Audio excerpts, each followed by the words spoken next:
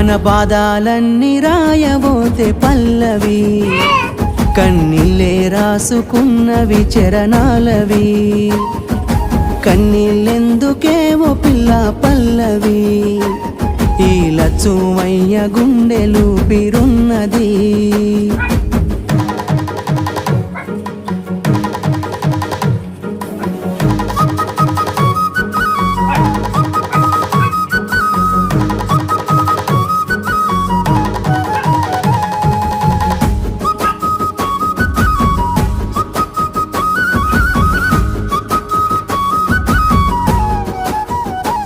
నా మనసులోని మాట నీకెట్టా చెప్పాలంటూ మోమాటంతో నలుగుతూ